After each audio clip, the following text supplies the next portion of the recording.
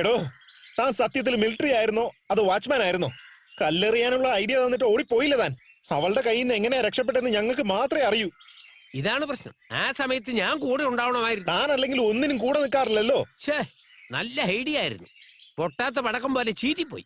ഞാൻ ആർമിയിൽ ഉണ്ടായിരുന്ന സമയത്താണ് ഈ ഐഡിയ പ്രയോഗിച്ചിരുന്നതെങ്കിൽ അന്ന് തന്നെ അവിടെ നിന്ന് അടിച്ചിറക്കിയേനെ. ആ ജാനകിയമ്മേ, സുഖമായിട്ടിരിക്കുന്ന? ഒരിടത്ത് നിന്ന് പറയടോ. എന്താ മാർക്കറ്റിൽ പോയിച്ചു വരുവാ? അയ്യോടാ, ഇന്ന സാധനം മേടിക്കണമെന്ന് പറഞ്ഞ് കുറച്ച് കാശ് എന്റെ തന്നായിരുന്നെങ്കിൽ അതുമായിട്ട് താൻ നാട് വിട്ടേനെ. ജോഗിങ്ങിൽ പോയി മേടിച്ചിട്ട് വാക്കിങ്ങിൽ കൊണ്ടുതന്നേനെ. അതിന്റെ ആവശ്യമില്ല. അയൽവക്കത്തുള്ളവരെല്ലാം സ്വന്തം ആൾക്കാരാണെന്നുള്ള വിശ്വാസം പാടില്ലെന്ന് ഇന്നലെ രാത്രി എനിക്ക് മനസ്സിലായി. എന്നാലും നിങ്ങളും മറ്റുള്ളവരെ പോലാണെന്ന് ഞാൻ കരുതിയില്ല. ജാനകിയമ്മേ, ജാനകിയമ്മേ. എടോ, കളഞ്ഞിട്ട് പോയില്ലേ, പിന്നെ ഇവിടെ നിന്ന് കെഞ്ചി നിന്നിനാ. അതുകൊണ്ടല്ല, ആ അമ്മ എന്നോട് ഇതുവരെ കാണിച്ച മര്യാദ യൂണിഫോം പോലെ പടേന്ന് കീറിപ്പോയല്ലോ. ആ യൂണിഫോമിന്റെ പേരിൽ മാത്രമാ താനിപ്പോഴും ഈ കോളനിയിൽ ജീവിച്ചോണ്ടിരിക്കുന്നത്. അത് ഇന്ന് രാത്രി തന്നെ ഞാൻ കൊണ്ടുപോയി കത്തിച്ചു കളയും. അവരൊരു പാവം ആയതുകൊണ്ട് മാത്രമാ തന്നെ വെറുതെ വിട്ടെ. വേറെ വല്ല പെണ്ണുങ്ങളായിരുന്നെങ്കിൽ തന്റെ തലമണ്ട അടിച്ച് പൊട്ടിച്ചേനെ. യെസ്, ഇനി ഞാൻ ആ സ്ഥാനത്തെങ്കിലേ എന്നാടാ ചെയ്യുക? തുപ്പാൻ പോലും എന്റെ മോന്ത കൊള്ളുകയല്ലേ. യെസ്, നിന്നെ ശരിയാക്കി തരാടാ.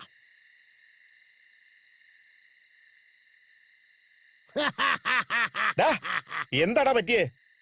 ആട്ടിറച്ചിയും തിന്നോണ്ട് മിലിറ്ററി റമ്മു അടിച്ചോണ്ട് കൂർക്കം വലിച്ചുറങ്ങുന്ന പരട്ട മേജറെ കല്ലെറിയാൻ ഐഡിയ പറഞ്ഞിട്ട് ഇപ്പൊ അവസാനം എന്തായടോ? വെള്ളം അടിച്ച് മനസ്സ് വിഷമിച്ച് നിൽക്കുക, പിന്നെ കുത്തി നോക്കില്ല. അതുകൊണ്ടല്ലേ ഏട്ടാ, ഇതിന് എന്നെ പോലെ റൊമാൻസ് ലുക്ക് വേണം. എവിടെ ആ മോന്തെന്ന് കാട്ടിയേ? ഇതാണ് റൊമാൻസ് ലുക്ക്.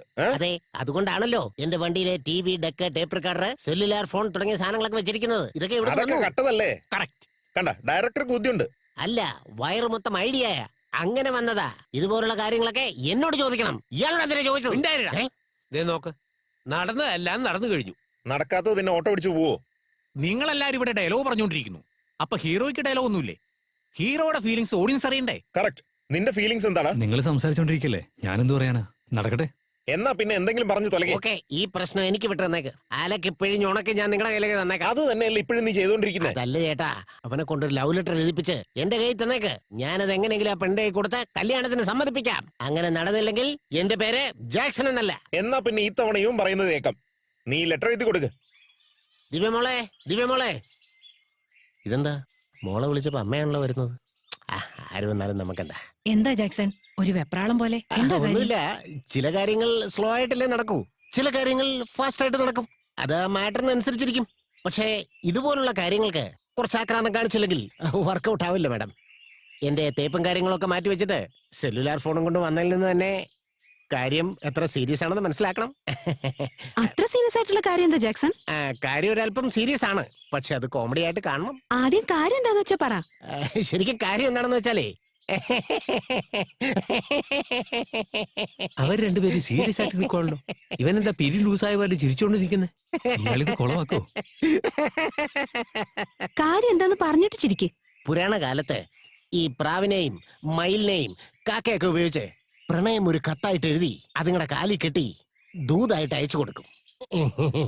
അതേപോലെ നിങ്ങൾക്കും നിങ്ങളിത് കോമഡി ആയിട്ട് എടുക്കാവൂ. നിങ്ങൾക്ക് ഓക്കെ ആണെങ്കിൽ അമ്മ ഇവിടെ ഉണ്ട്, നാട്ടുകാരെല്ലാരും ഉണ്ട്, എല്ലാവർക്കും കൂടെ കൂടി തീരുമാനം എടുക്കാമല്ലോ. ഇത് വായിച്ചിട്ട് നിങ്ങളുടെ തീരുമാനം പറ.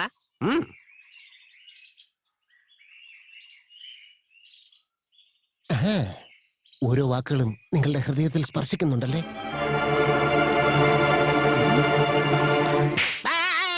ഹലോ, എന്തിനാ എന്നെ അടിച്ചത്? പറഞ്ഞാ കൊള്ളാം, പറഞ്ഞിട്ടടിക്കണ്ടേ?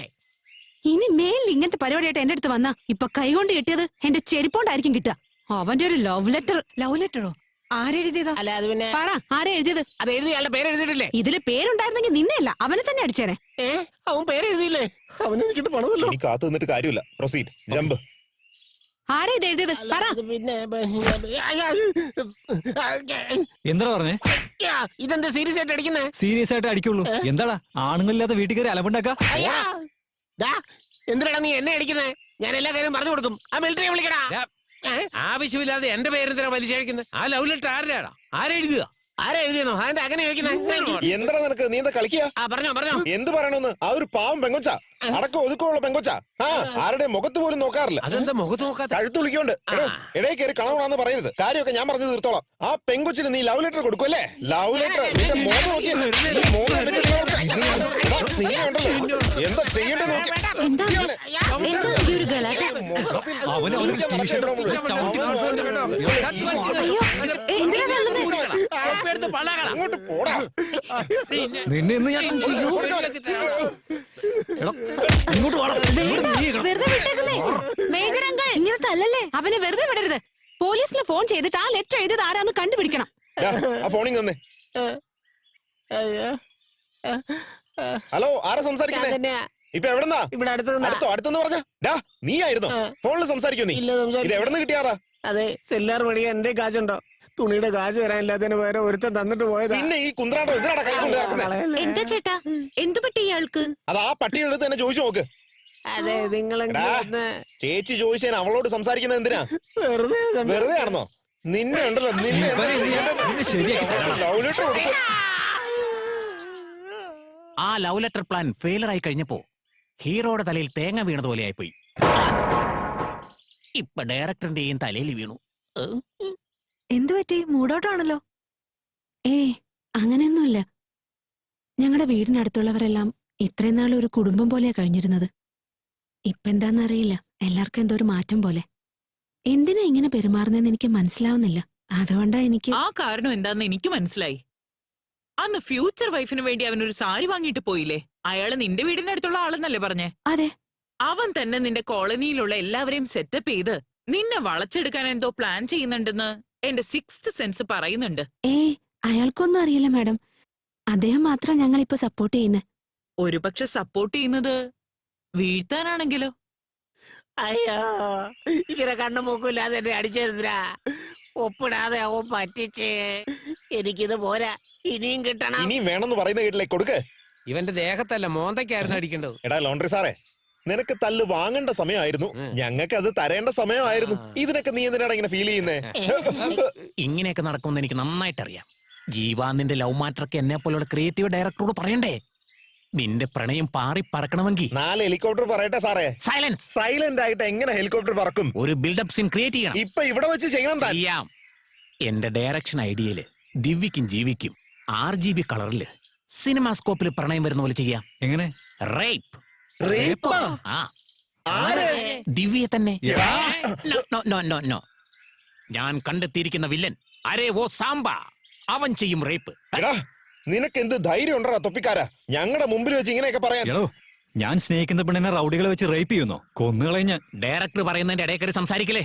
വിചാരിക്കുന്ന പോലെ ഒറിജിനൽ റേപ്പ് അല്ല. ഞാൻ ക്രിയേറ്റ് ചെയ്യുന്ന വില്ലൻ ദിവ്യയെ റേപ്പ് ചെയ്യുന്ന പോലെ അഭിനയിക്കും. ആ സമയത്ത് ഒരു മാസ് എൻട്രിയോട് കൂടി അവിടേക്ക് കയറി വന്നാൽ ആ റവടിയെ ചുരുട്ടിക്കൂട്ടാം, അവളെ രക്ഷിക്കുകയും ചെയ്യാം. അവളുടെ രക്ഷകനാവുന്ന നീയല്ലേ? സോറി. ഞാൻ ഉണ്ടാക്കിയ പ്ലാൻ വെച്ച് ആ റൗഡി രക്ഷപ്പെടും. പെട്ടെന്നൊരു റൊമാൻസ് ക്രിയേറ്റ് ആവും.